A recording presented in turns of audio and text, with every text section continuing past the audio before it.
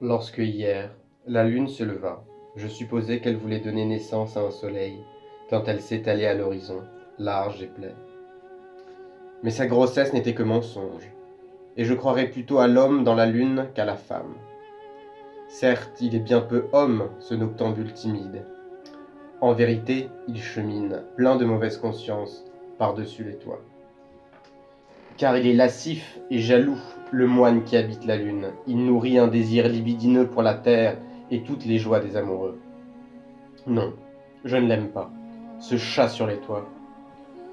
Tous ceux qui se faufilent autour de fenêtres mi-closes me répugnent. Pieux et silencieux, ils marchent sur des tapis d'étoiles, mais je n'aime pas les pas d'hommes trop légers où ne sonnent pas d'éperons. Le pas d'un homme loyal parle, mais le chat passe furtivement sur le sol. Et voyez, la lune vient comme un chat, déloyal. Je vous dis cette parabole à vous, hypocrites sensibles, vous qui prétendez à la connaissance pure. Vous, je vous appelle des libidineux. Vous aussi, vous aimez la terre et ce qui est terrestre. Je vous ai deviné. Mais il y a de la honte dans votre amour et de la mauvaise conscience. Vous êtes semblable à la lune. On a convaincu votre esprit du mépris de ce qui est terrestre, mais non vos entrailles. Ce sont elles, ce qu'il y a en vous de plus fort. Or, votre esprit a honte d'être soumis à vos entrailles, et pour fuir sa propre honte, il suit des chemins détournés et trompeurs. Voilà qui serait pour moi ce qu'il y a de plus haut. C'est ainsi que parle votre esprit mensonger à lui-même. Regardez la vie, sans convoitise avide, et non pas, pareil au chien, la langue pendante. Être heureux de regarder, avec une volonté morte, sans la morsure et l'avidité de l'égoïsme, le corps tout entier, froid et d'un gris de cendre, mais les yeux enivrés de lune. Ce que je préférerais, c'est ce dont s'abuse l'esprit abusé. C'est d'aimer la terre comme l'aime la lune, et de n'effleurer sa beauté que des yeux. Et que je ne veuille rien des choses, si ce n'est d'avoir le droit d'être étendu devant elle, comme un miroir à 1000 regards. Voilà ce qui est pour moi la connaissance immaculée de toutes choses. Oh, hypocrite sensible, lascif que vous êtes, il vous manque l'innocence de l'avidité, et c'est pourquoi vous calomniez le désir avide. En vérité, ce n'est pas comme créateur, générateur, joyeux de devenir, que vous aimez la terre. Où y a-t-il l'innocence? Là où il y a volonté de génération.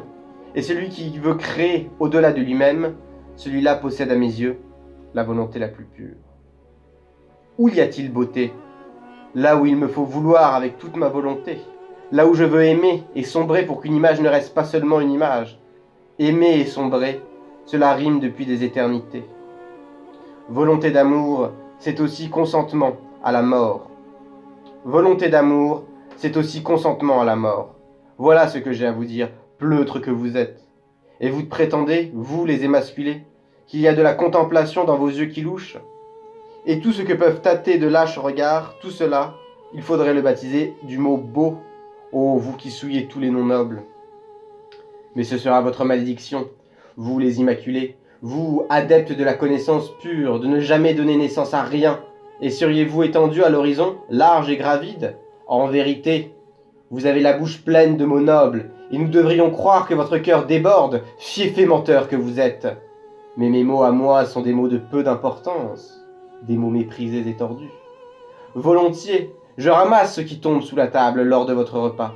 Grâce à eux, je peux toujours dire la vérité aux hypocrites. Oui, mes arêtes, mes coquilles et mes piquants doivent me servir à chatouiller le nez des hypocrites. Il y a toujours du mauvais air autour de vous et de vos repas. Oui, vos pensées libidineuses, vos mensonges, vos cachotteries remplissent l'air. Osez donc d'abord croire en vous-même et en vos entrailles. Qui ne croit en lui-même ment toujours. Vous vous êtes attaché le masque d'un dieu devant la figure, vous, les purs.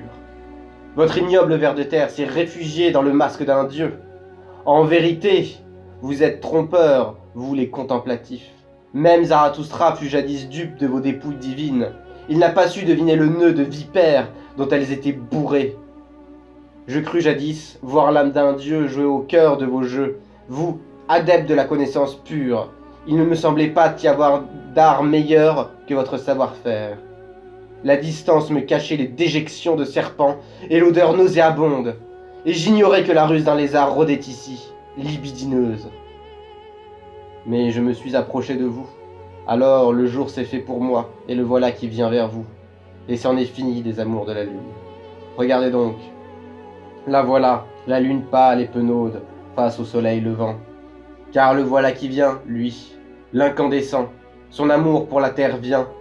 Tout amour du soleil est innocence et avidité de créateur. Regardez avec quelle impatience il s'élève par-dessus la mer. Ne sentez-vous pas la soif et la laine chaude de son amour ? Il veut aspirer la mer et boire ses profondeurs et les élever jusqu'à lui. L'avidité de la mer s'élève comme le souffle de 1000 poitrines. La mer veut sentir le baiser du soleil. Elle veut être aspirée par sa soif. Elle veut devenir air et hauteur et sentier de lumière et lumière elle-même.